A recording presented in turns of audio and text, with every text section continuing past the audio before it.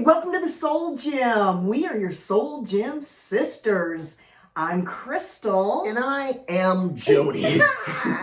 And welcome to this week's show. Yes. We are going to talk about, and come on, you're in the Soul Gym, and we're always talking about how to train your mind to transform your life. Well, you know what we're going to talk about this week? Fitness. Movement.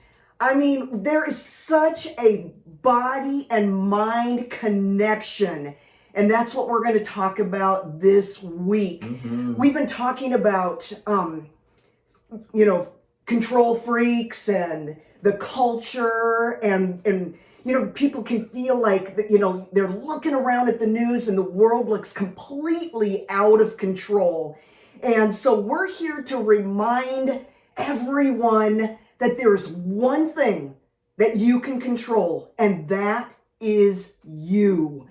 And so we are going to really get into some interesting studies, some different ways of looking at exercise/movement. We want to encourage you today because our hearts go out to people who have been in this ongoing struggle with their weight, with their self-image. I mean, we have talked about God's audacious plan for your life, for years now, and we believe that.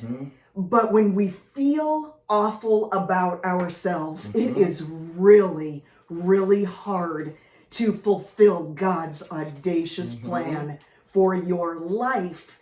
And so we want to encourage you today.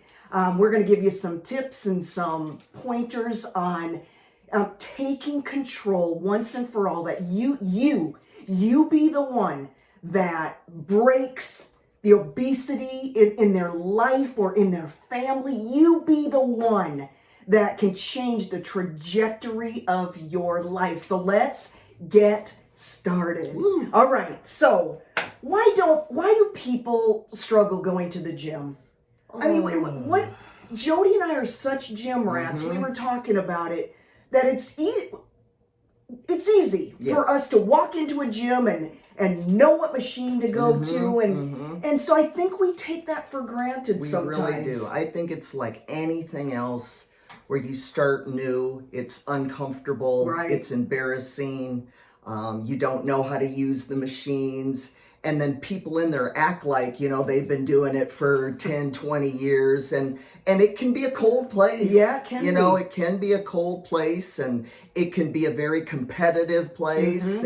But just like anywhere else, you start a new job, you plan on doing anything new, and you've got those groups of people there. So you've got that can be an excuse, to not do it, to not go there. But once you go, I know, take that first class. I know. Walk in there, and I don't care if you look like a complete idiot. I have been lifting I've been working out since I was 18, but lifting for about 30 years.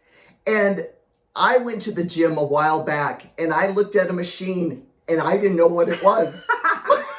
And for the life of me, I'm looking at it, I'm getting in it, and I'm wrapping my arms around it, and I'm sitting there laughing, going, what is this? Because they're coming up with new stuff all the time. Yeah. And there was a kid across from me. He had to have been about 17 years old, and he was kind of watching me out of the corner of his eye. And he walked over and showed me how to use it. And I said, thank you. I've been doing this for 30 years. And I said, thank you very much. Was I embarrassed? No. It doesn't matter how long you've been doing it. There are things we don't know. That's right. And there will be things you don't know. Exactly. And so we talk about the soul. As a reminder, what's the soul? The soul is our mind, our will, and our emotions. And so you were listening to someone, I don't remember who it was, and how our soul, our thinking, our emotions, our will kind of sits in between the spirit and the flesh. The spirit and the flesh. Yes. That is the only thing the mind can go both ways. It's like a door. It can go out, it can go in. That's so See, spirit is fascinating. spirit. Yeah. And flesh is flesh, but mind can tap into both. It can listen to the spirit, and it can be in tune to what's going on out here. So it is majorly important of how far you're going to go in life is determined by what you do with this mind. That's right. As high as you're going to go, if you stay the same or if you shrink back, this is going to control it. Exactly. Okay, so we talk about being a three-part being. Yes. This is who we are. And this is what God wants for you. Not just Jody and I. This is what God wants for you. Yes, it's found in 1 Thessalonians 5:23. It says, "May God himself, the God who makes everything holy and whole," that's what he wants, you holy and whole, make me holy and whole, put us together. Oh, do you ever feel not put together? When you're not feeling good physically, you don't feel put That's together. right. He wants you put together, not only spirit, not only soul, but body. He separates the three. He says, put you together, spirit, soul, and body, and keep you fit for the coming of our Master Jesus Christ. There Love it is. Love it. Keep you fit. Keep you fit. Spirit, soul, and body. Now, we're really talking about thinking like we always do and how it affects the body. And on the flip side, how the fitness of the body and working out sharpens our thinking. Yes. I mean, there's just this...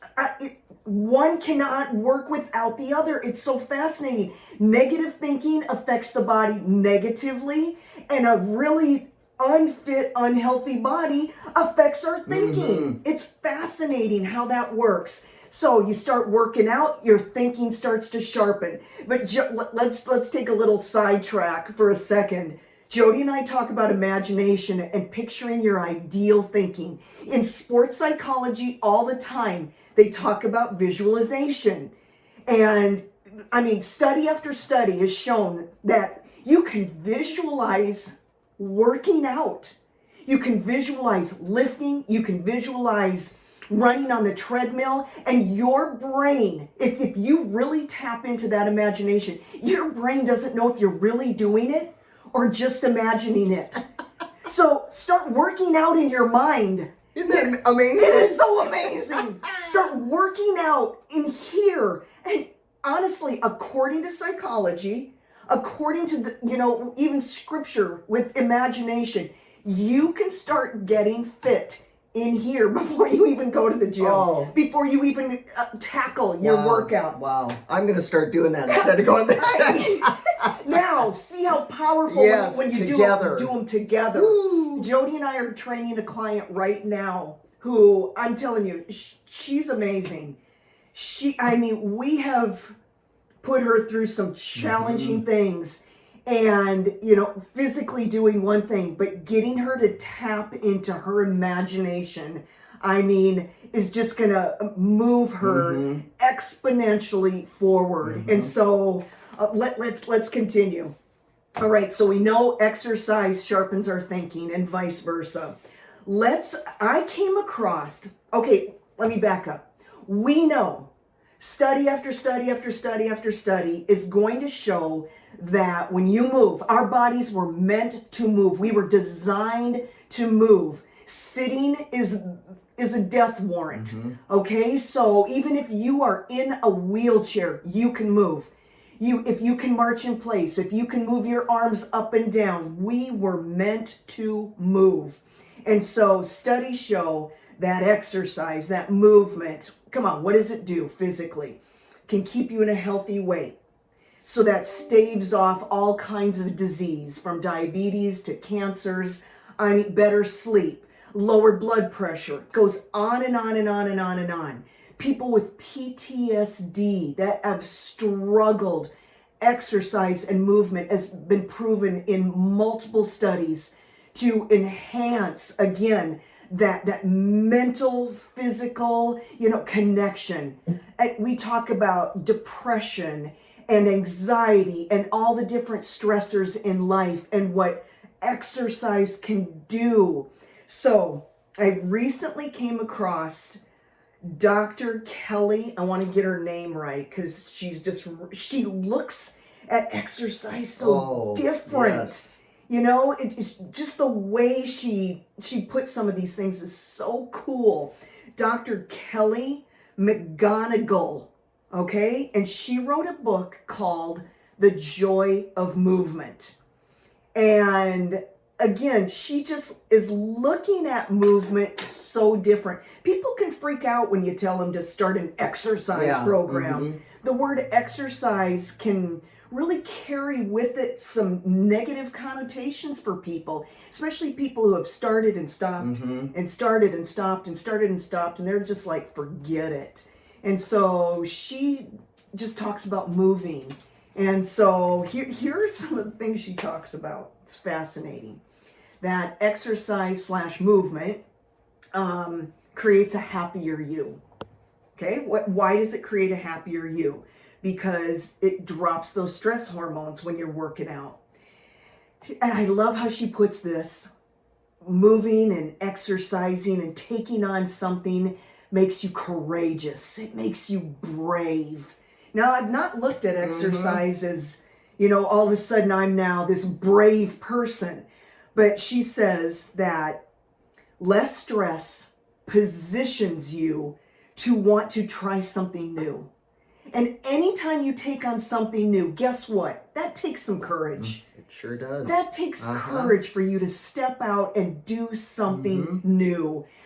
We talk about mental muscle all the time. When you try something new and you step out there, you start to develop that strength in your thinking, that mental muscle. You start to grow in that ability to overcome obstacles in your life. Okay? She goes on to cite a couple of studies, like one of the first ones she found was in 2013.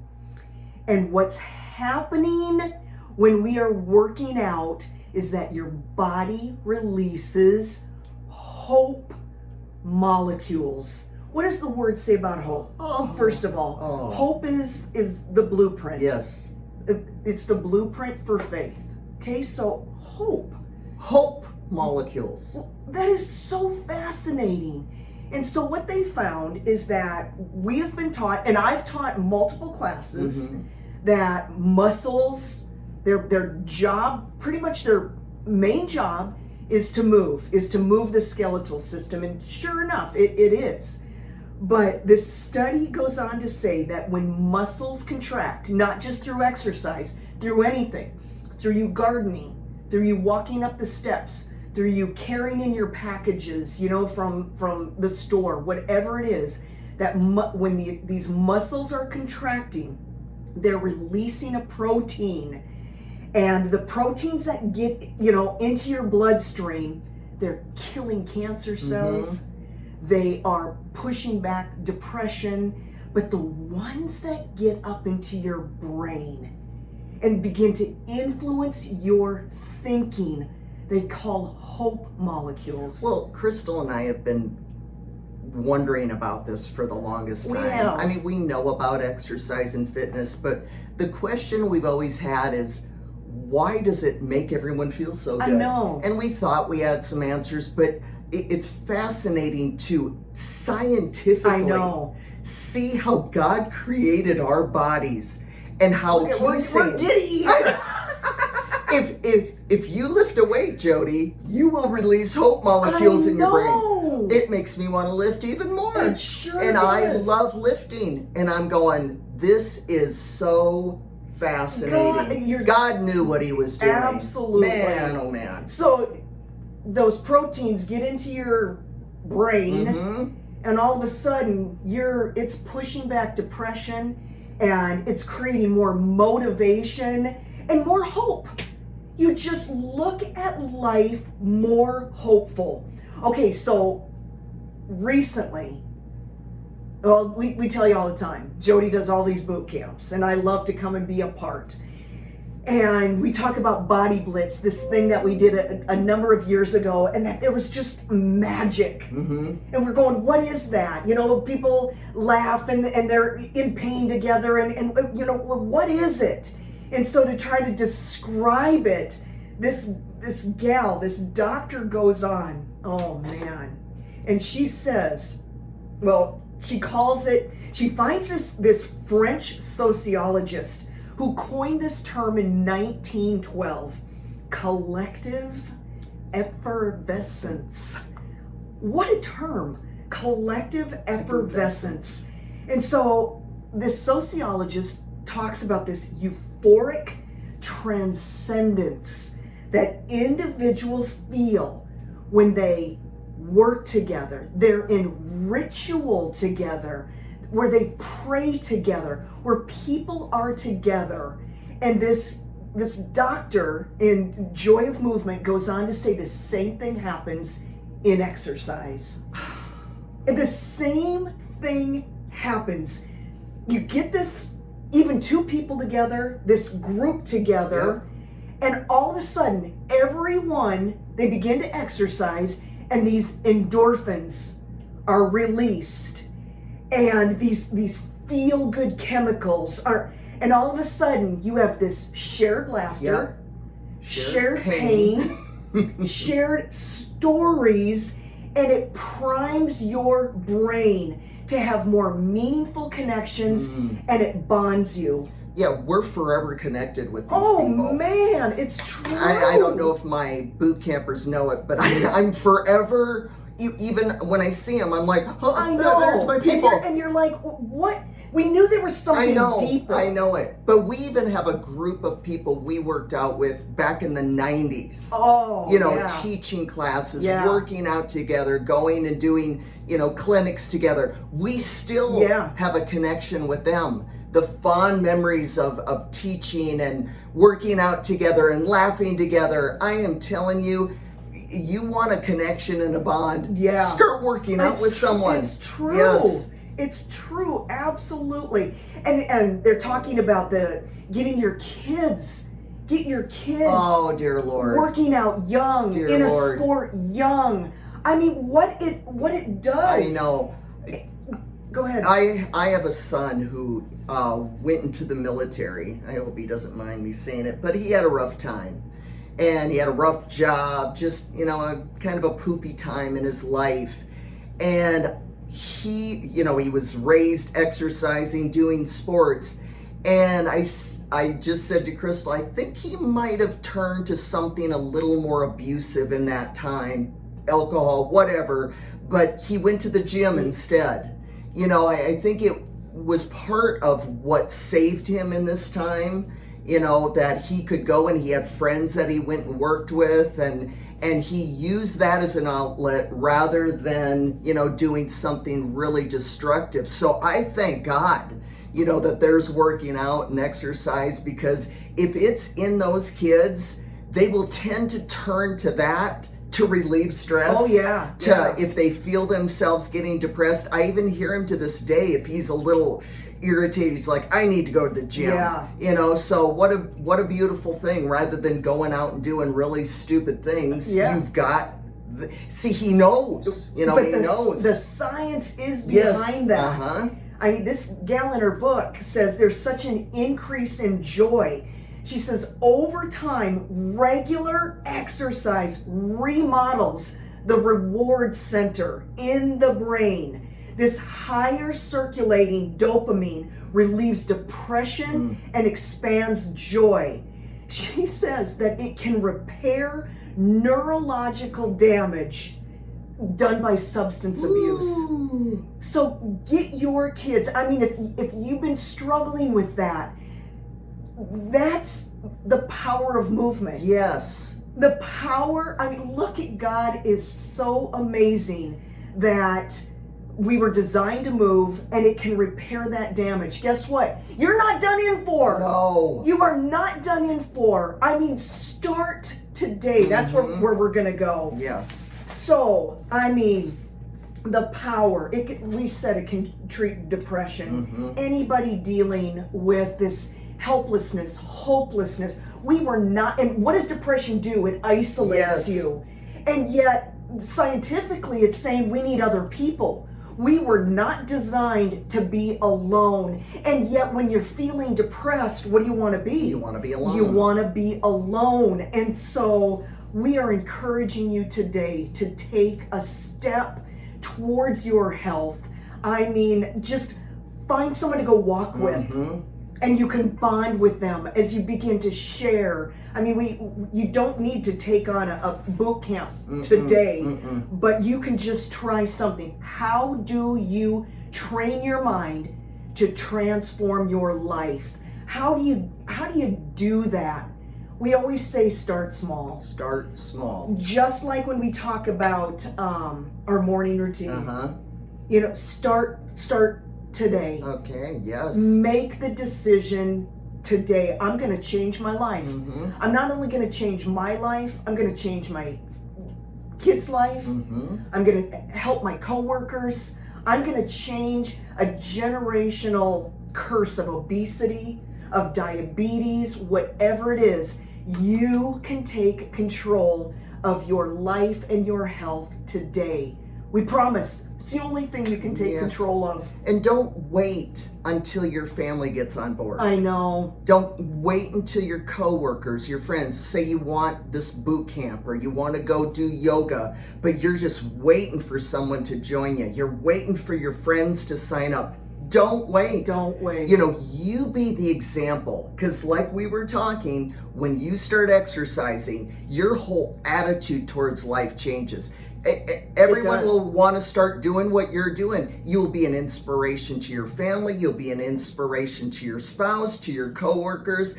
I mean, we use that as an excuse all the time. Well, I'll do it when my husband signs up. I'll do it when all my friends at work sign up. No. Be the one, step out, take that class, go join that yoga class, go do that boot camp. Yes, start wherever. Right. And again, here's another thing. Oh, it's a pet peeve that I'm seeing videos on YouTube going, do this, don't do this. Okay, there are safety standards, all that. Right. Just move. Just move. I heard someone say, don't do the treadmill. There's so much confusion out there now in the fitness world. Just do anything. I get asked that all the time. What do you think of this? What do you think of swimming? What do you think of rock climbing? Just, is that what you like? Do it. Do it. Do it. It's so true. Anything. Just start today. Make the decision. And anytime we make a decision, and maybe you failed at this in the past. I mean, you have to overcome some mental, emotional challenges. Trust us, this could feel real awkward. But just know, embrace it. I know that's not so easy to do sometimes, but anytime we challenge our thinking, our old patterns of thinking, man, this subconscious comes up and wants to protect us and is immediately going to start saying, oh, you know, you're going to be embarrassed. Oh, you're going to get hurt. You're going to get hurt. But listen, your quality of life is probably already suffering. Yep. It probably is. Maybe you're one of those people who won't go ride their bike with their kid because you're afraid, you know, people think your butt's too big on that bicycle seat. Now, we're not laughing at that. I've had people say that. Many, many years ago, I trained a gal who was a professional pool player. She played professional pool. And no lie, she hired me to train her because she believed every time she leaned over the pool table to take a shot that people were making fun of how big her butt was. And it was affecting her game. It was affecting the money she was making. I mean, it was affecting her emotionally. And so I'm telling you, nothing. I mean, we can tell ourselves anything. I mean, that devil's going to come in and sure as shooting try to stop you from reaching your full potential, your full audacious purpose. So We don't want your quality of life to be diminished. So take a step. Decide today, you know what? I'm going to start moving. You should be moving every hour. Just do anything. You know, march in place. We said pump those arms up. You don't have to take on a full-on program today, but step by step, little things start to happen. And man, when you start to get physically fit and physically strong, You start making YouTube videos. yeah, you not only make YouTube videos, the way you think about yourself begins to change. Yeah, yeah. If I'm not feeling that great, I know. I mean, during quarantine and the last few years, I've just not taken my fitness very serious. Didn't really care. Oh well, what does it matter? And I tried to convince myself, what does it matter? Weight lifting. Is it really that important? Well, to me, it is. Yeah. I mean, if I'm really honest, I have a standard of fitness for me personally that when I'm not there, the confidence isn't there. Right. I don't want to do, try new things. I don't want to go certain places. But when I feel really good, and I have a standard for me, it might not be everyone's standard, but for me, and when I meet that and I work hard to get that, something just changes in me. Just like you said earlier, when you overcome, you just are ready for the next challenge. Right. But if you keep bucking up against this fitness wall, I mean, overcome it. And it doesn't mean you're competing. It doesn't mean, you're doing a triathlon. It just means every day you get up and go, I'm going to work out. And you didn't feel like it. Yeah. And then each day you just get better and better. See, we quit too. I know. We don't see the results. I We know. don't feel the change. Or else in the beginning, I've noticed what happens is a lot of people get change right away. They see it, they feel it, and then they hit a wall. They hit a wall. They're not losing the weight. They're not seeing what they were seeing in the beginning. It's getting a little boring. Okay, guess what? New challenge. Yep. I mean, if you find yourself in that place today where you're going, I have been working out, I have been doing some things, but I'm bored. It's just not as fulfilling. Guess what your body is saying? Time for something new. Even in the gym when we're lifting, we can plateau. And it's like nothing's changing, nothing looks any different. And it's your body's going, been here, done that. Yeah. Guess what? You're going to the bicep curl machine. I already know. And then you go, nope, I'm doing this, and I'm going heavier. I'm going harder. The angle, yes. whatever it is. Yep. And your body goes, Ooh. And what it does is it has to adapt to the more pressure, the more weight, the more resistance your body is getting. So again, whatever level you are of fitness, always when you hit that boredom, you hit that plateau, you gotta do something a little more challenging, a little harder. Exactly. So just like taking a prescription every day, that's what developing this habit is about. And we want it to become a habit in your life. And so start small. If you can just move every day. Listen, something is better than nothing. Yes. Something. So people are going, well, I don't have 30 minutes to work out today. Well, do a minute. Yeah. No lie. The second you start moving, the benefits in your body and your mind begin immediately. And you create momentum. That's right. You need momentum. Exactly. You start to shift your mental focus immediately. Your body starts to change immediately due to those chemicals. And so, sure, we want you to get up to 5 times a week and a minimum of 30 minutes a day. And do you know you can do 10 minutes in the morning, 10 minutes in the afternoon, 10 minutes later? You don't have to do it all together. Just get that in your head. I'm going to move. I'm going to start moving more. So you've made the decision. And so schedule your workouts or schedule your movement when you've got most energy. Yeah. Are you a morning person? Yeah. Are you an evening person? Do you like to go to the park? Do you like to go to the gym? Whatever you enjoy doing. That's why we're not going to prescribe, oh, you need to, or I have no idea. I mean, when I want to relieve stress or I'm feeling funky, I'm going probably to the gym and I'm going to go box it out. I'm going to go take a body combat, cardio kickboxing, and I'm going to get all that out. Now, someone else might be feeling stressed and might go to candlelight yoga. For them, see, we are all so different. Our experiences are different. The way we look at life is different. So we're not going to prescribe your workout. We just know certain things work. You know, certain things work. And so today, just move. Just move. There is such a mind and body connection. I mean, it works together. There are such physical and mental benefits. We've gone over a bunch of them for you. And you know what? We always talk about this mental muscle challenge. And that's it. Start taking control of your life today and just move. We love you guys. We do.